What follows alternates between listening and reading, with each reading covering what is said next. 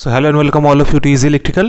Today we will basically take up our classes on your electronics portion, and all of you must be knowing that we are running basically your online SSC JEE course, and that in that SSC JEE course we basically cover your technical, non-technical as well as your test series, and practice sets are also provided and recorded sessions are also given to the students. Other than that, what we do, we basically do your what you can say your practical labs are we are trying to incorporate, and we will incorporate some because we are doing it, okay. And some exam specific notes are also provided for different examinations. Suppose you are giving a SSC JEE examination, or suppose you are giving your other examinations like railways JEE, so specific notes will be given to all of you, okay.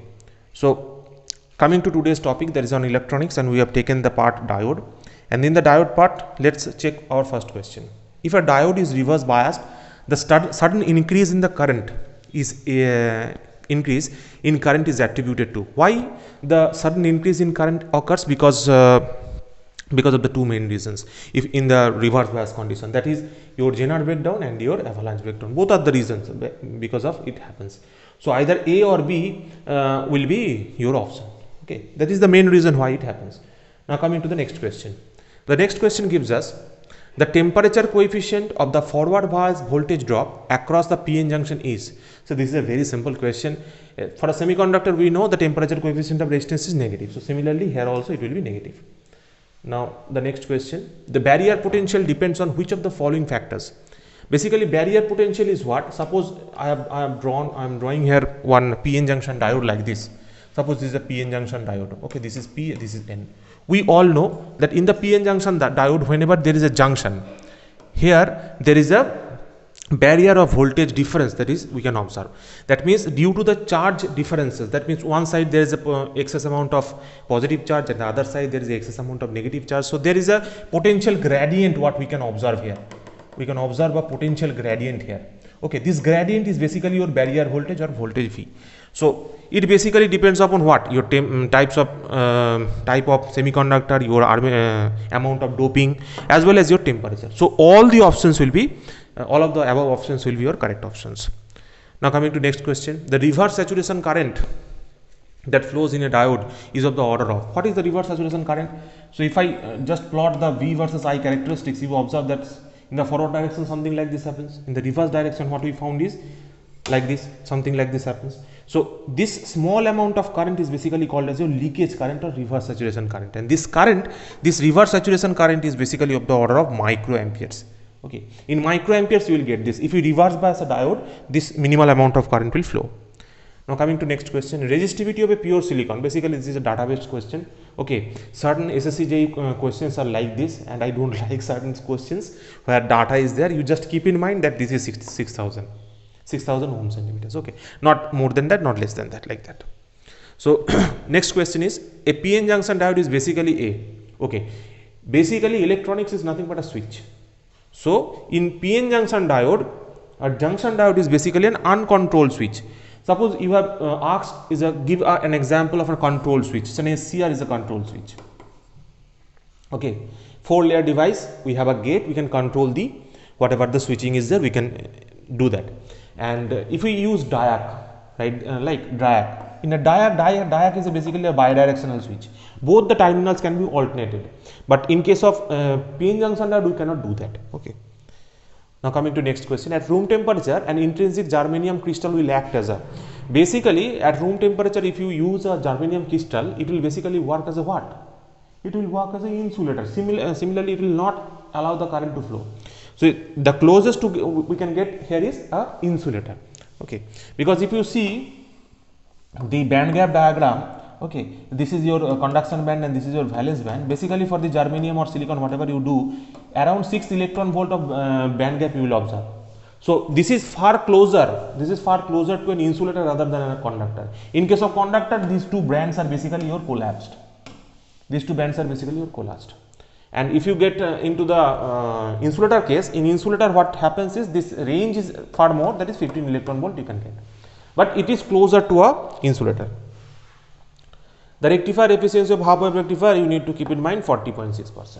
And if it is asked that for full wave rectifier, it is just the 2 times, that is this one.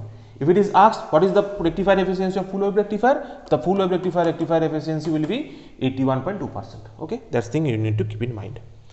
Now, in the case of the full wave rectifier output, the average value is, we all know, 2 Vm by pi. 2 Vm by pi if it is a voltage. So if you do the 2 by pi ratio, the 2 by pi ratio will come out to be 0.636. All of the options I have given just to fool you.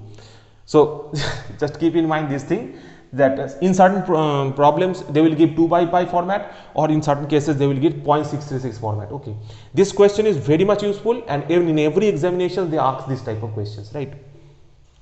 Now coming to the last questions for today. Is it the last? Yes, it is the last question. So in case of the center tap transformer, the peak inverse voltage of the diode for the same voltage for the diode bridge rectifier is. Here what I have tried to mention here is, what is peak inverse voltage? Peak inverse voltage is the whatever the negative voltage, negative peak voltage that is applied. So you see here, in case of center tap transformer, if I draw a center tap transformer like this, just bear with me for my drawing. So here you can see here across the diode, if you observe, here plus minus V voltage will be there, here also plus minus V voltage will be there. So total voltage that is applied on the diodes will be 2V. So for 2 Vm, that is correct, these two are correct. But if you take suppose a diode bridge rectifier, if you suppose take a bridge rectifier like this, I don't like to draw it like that. Suppose something like this you are drawing, right, and you have given your supply, connected your load like this, and you have supplied the voltage through a transformer, suppose say. So here is a AC voltage that you have supplied. If it is Vm, then the peak voltage across all the diodes will be Vm only, not 2 Vm. So the answer will be 2 Vm and Vm. You have to keep in mind that in case of your center tap transformer only, the peak inverse voltage will be 2 Vm, and in case of rectifier type, that is bridge rectifier, the value will be Vm. Okay, so that's it for today. If you have any doubts regarding whatever the classes we are doing, you can call us at this number 8335067725, and you can mail us at electricaleasy@gmail.com. So what we tend to focus, we tend to guide the students in a particular direction, give their preparation a boost so that they can do their best. And in any case, if you feel that certain concepts you are lacking, you can directly call me, sir, I am lacking in this topic, if you can give us some information, I'll be really happy to help you. Okay, in particular topics, if a certain students who is seeing this video wishes to get an idea, I'll be very much happy to help you. So you can just give a message to me, or you can call me also. In any particular topic we can discuss. Okay, so thank you everyone for staying up to this point. Thank you and have a nice day. Thank you.